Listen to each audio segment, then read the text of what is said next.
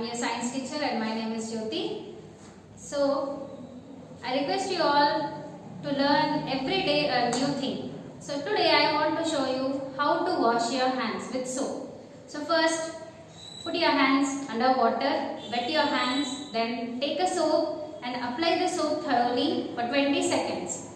Now, keep the soap aside and wash your hands like this first. Then afterwards like this. Then towards the other hand. Then your thumb, wash it like this. Then in your fingers, okay, like this. And you should wash your wrist till your elbow, okay, from the wrist till the elbow you have to wash your hands. Thoroughly you have to rub your hands and wash it under clean water. So for how much time you have to wash your hand? For at least 1 minute you have to wash your hand. Now after washing your hand, apply some moisturizer to your hand so that your hand skin doesn't get spoiled. So moving into the lesson, everybody open page number 239 and be ready. So today we are going to learn about functions of a leaf and how do plants make food and how do plants use their food. Okay, about these things we are going to learn today. So yesterday what we have learned the importance of plants. They are very useful to us. They give us oxygen to breathe and they give us food also to survive. And why all the leaves are green in color? Because of a pigment called as chlorophyll. And we have studied the parts of leaf. Okay. So this is called as the petiole and this is called as apex and this complete entire part is called as leaf blade or lamina. And if you see here the middle part, okay, the middle big line, and we call it as midrib or main vein. And from this midrib you have all side veins, okay, small lines you can see, isn't it? So these are called as side veins. So, to the back side of the leaf, you have bean-shaped structure. Okay, bean-shaped structure means like this. And we call it as stomata. So, the plants are going to breathe through the stomata. How do human beings breathe? They breathe through the nose. Okay, from the nose it enters into the lungs. So, plants, they breathe through tiny holes and we call it as stomata. So now in today's session we are going to learn about functions of leaf.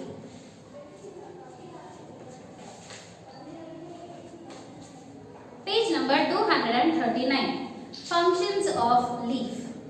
Following are the main functions of leaf. It prepares food for the plant by a process called as photosynthesis.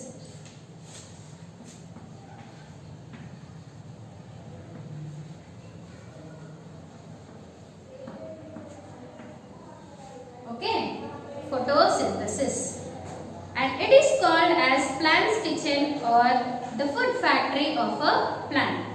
So it is a site where transpiration of water takes place.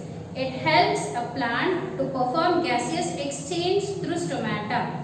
The air that plants breathe is called carbon dioxide, whereas the air the plants release is called oxygen. So the first thing is, now if you take a plant, okay, this is a plant.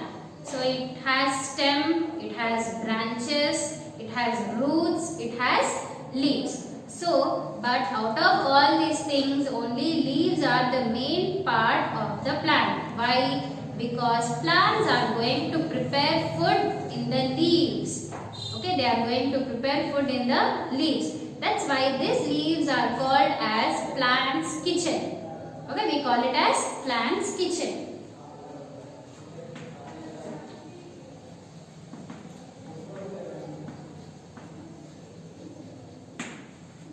And the other name for this is the food factory of plant. Okay, the leaves are called as plant's kitchen or else we also call it as the food factory of the plant. The entire process by how they prepare their food, okay, the complete process. They use sunlight, they use air, they use water and gas, everything, isn't it? So all these things, by using all these things, they are going to make their food. And that process is called as photosynthesis. What do we call?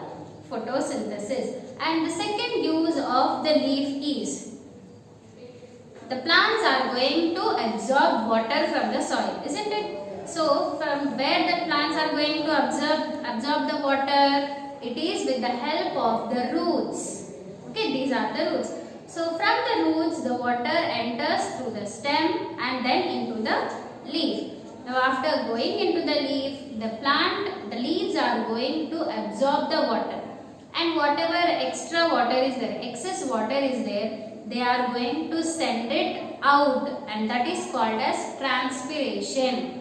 And does the water come out directly like that? No. The water comes in the form of water vapor. Okay, how does it come? It comes in the form of water vapor through the main veins and side veins. And some small holes will be there under the leaf.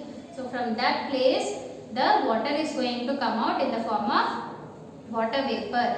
And this process is called as transpiration. What do we call? Transpiration.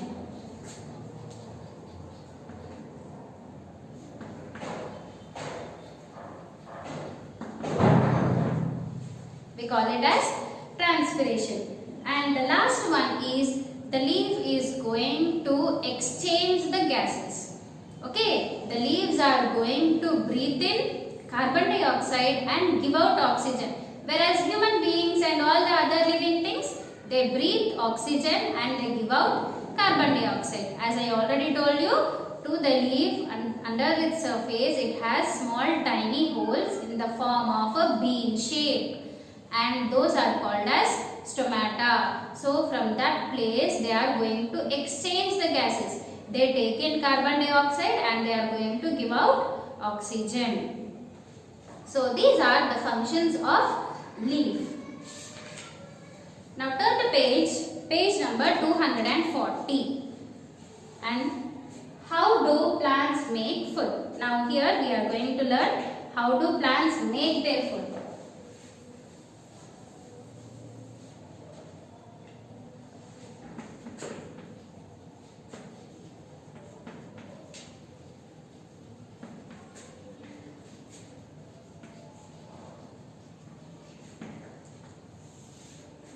So on this topic we are going to learn how do plants make their food. So plants need three basic things such as carbon dioxide, water and sunlight to make their food. So plants need basically only three things to make their food. One is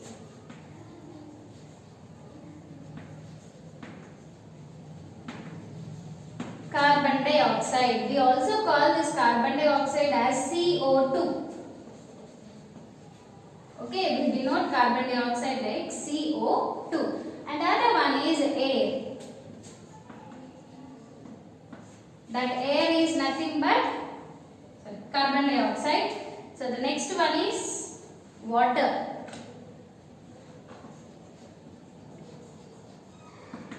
Okay, first one is carbon dioxide and second one is water. And the next one is sunlight.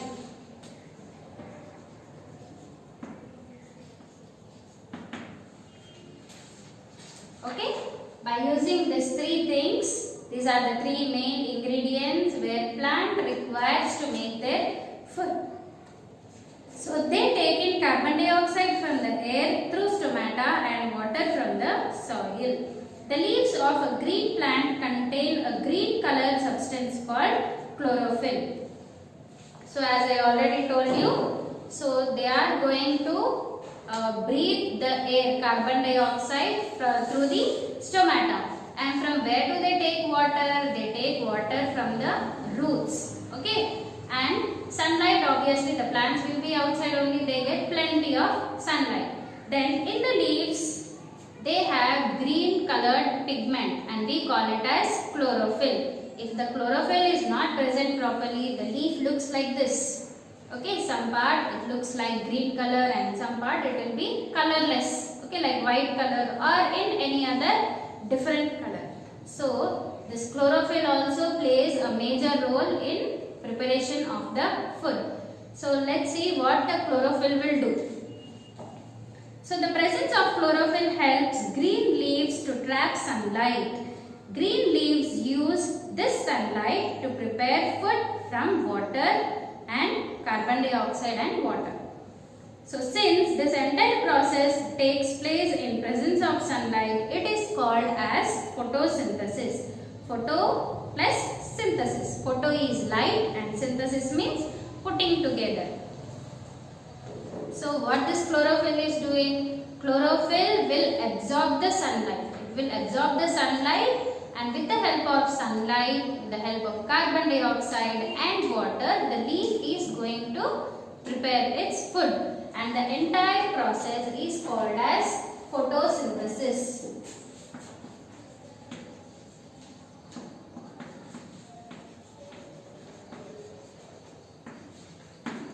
Photosynthesis is a word which we can break it into two parts. Photo means light and synthesis means putting together.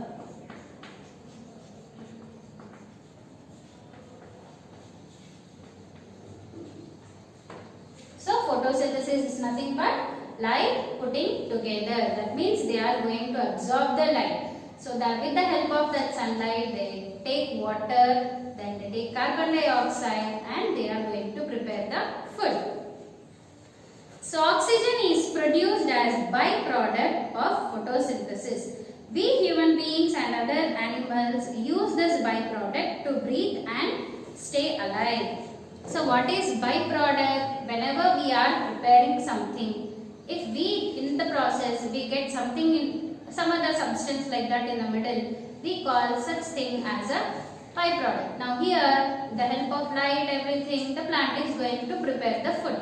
So in the process of preparation of food, that is called as photosynthesis, a byproduct is coming out, and that is nothing but oxygen. The byproduct is called as oxygen. So we and animals are going to use that oxygen to breathe.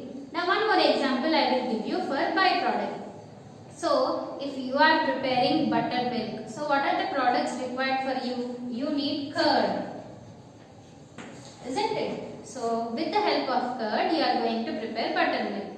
So in a bowl, you take curd, you put some water, and you are going to just mix it thoroughly, so that you are going to get a buttermilk.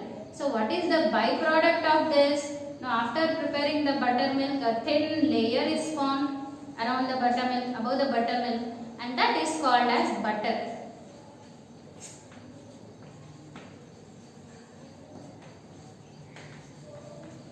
So in the process of preparing buttermilk with the help of curd, you are going to get butter.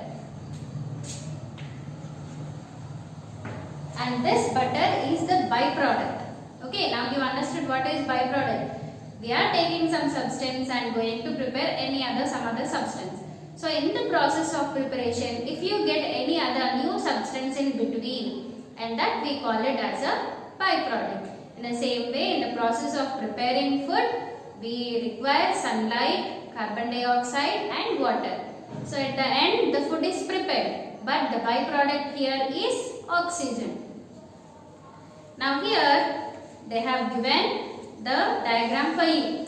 Please check it from page 240.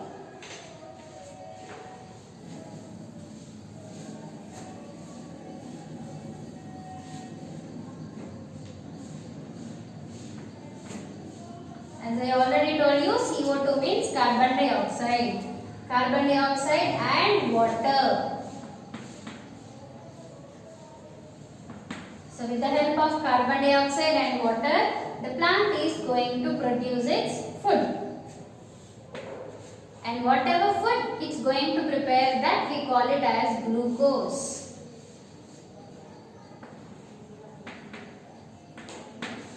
Okay, that we call it as glucose. So how it's going to prepare its food? It is in the presence of sunlight. Okay, with the help of carbon dioxide, with the help of water, in the presence of sunlight, it's going to prepare its food. That food we call it as glucose. And what is the byproduct? It is oxygen.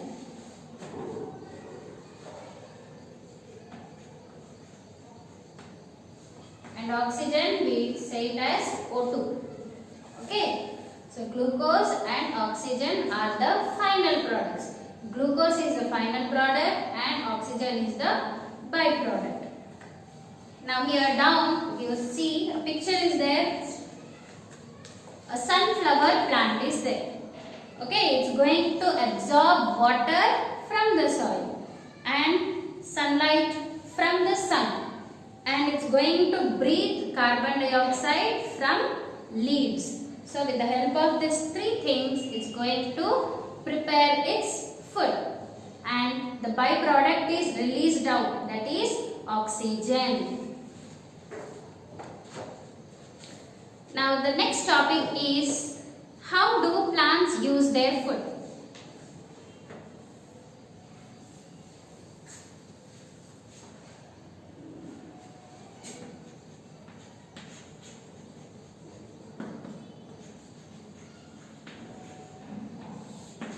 So in the process of photosynthesis, plants are going to make their food. Now what is that food? Where they are going to store? Let's see what is that. Page number 241. The food prepared by plants is available in the form of simple sugars, and that is glucose. Plants use it to obtain energy for the growth and development of plants, while extra glucose is stored as starch in the leaves, roots, fruits and seeds of a plant. The starch stored in them is used as food source for humans and some animals too. We eat that part of plant which has food stored in it. So plants are going to make their food and they are going to use it. So for what they use it? For their growth and development. Like they develop fruits, flowers, isn't it? For that purpose they use their food, and that food we call it as glucose. What do we call? Glucose. But plants are not going to utilize the complete glucose. They use only some quantity of glucose. Then what they are going to do with the other glucose?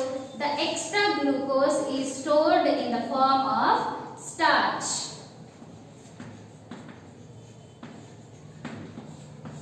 Okay, plants are going to make their food, and that we call it as glucose. And the extra food, that is extra glucose, we call it as starch. And this starch, they store it in their roots, in their stem, in the leaves, in the seeds, in the flowers, in the fruits, any part of the body. Few plants will store in roots, few plants will store in flowers, like that. In different parts they are going to store. Now I will show you an example of stem. Yes, now see this. What is this? Onion. So here onion plant is going to store the extra food, that is starch, in the stem. Okay, this is a stem. And if you see potato, this is also a stem, but it grows underground. Don't think that this is a root. Okay, this is a stem only. It is an underground stem. So here potato is a starch. The plant is going to store the food in the stem. Then what is this? This is tomato. So this is a fruit. So here the plant is going to store its food in fruits. Then you eat leafy vegetables also, isn't it? Like coriander and spinach, all these things. So here in these cases what happens? The plants are going to store their food in the leaves. So that leaves are edible. That means we can eat that leaves. And if you see carrot, radish, beetroot, all these are examples of roots. Okay, where the plants store their food in the form of roots. Now here they have given some examples in the textbooks. See, here the leaves are going to store their food in in the form of leaves only. Now in the next one, this is an example of roots, okay, where the plants are going to store their food in roots. Then here, this is stem, okay, this is a spring onion, we say, no, onion plant, spring onion. Then here is fruits. Then the next one is flowers, okay, like cauliflower, broccoli, and banana's flower also is edible. We eat banana flower also. Then these are the seeds like pea, okay, batani we say, isn't it? So all these are edible. That means these plants are going to store the starch in different parts of the plant. So hope you all understood the lesson. Please read the lesson thoroughly once. Up to where we have studied, till there you have to read. This is your homework.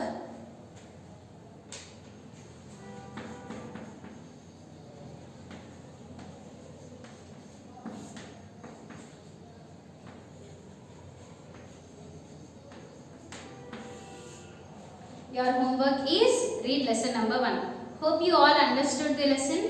We'll meet in the next session. Thank you.